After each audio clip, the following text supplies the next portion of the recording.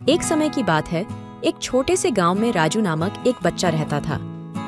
गांव में हमेशा हरियाली बनी रहती थी और लोग एक दूसरे के साथ मिलजुल कर खुश रहते थे।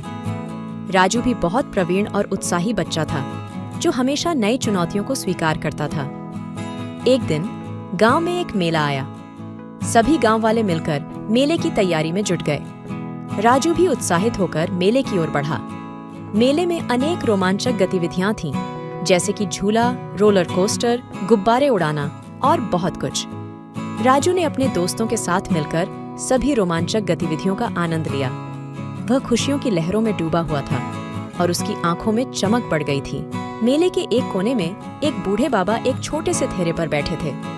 राजू ने उनको देखा और देखते ही उसका ध्यान वहां चला गया।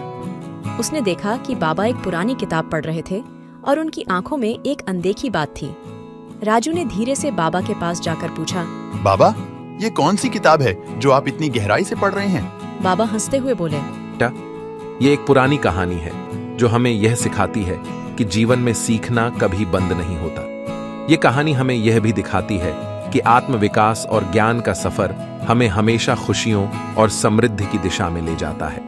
राजू ने बाबा से कहा, क्या आप मुझे भी इस कहानी का एक हिस्सा सुना सकते हैं? बाबा ने मुस्कुराते हुए हाँ कहा और एक सुंदर कहानी का आरंभ किया। बाबा की कहानी ने राजू को एक नए सोच की दिशा में मोहित कर दिया। उसने महसूस किया कि जीवन में सीखना और आत्मविकास का सफर कभी भी बंद नहीं होता। मेला का समापन हुआ, लेकिन राजू का सफर और भी रोमांचक था।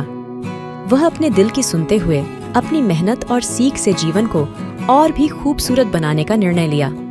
राजू ने समझा कि सीखना और आत्मविकास का सफर कभी भी बंद नहीं हो सकता और यही जीवन को सजीव बनाए रखने की राह है।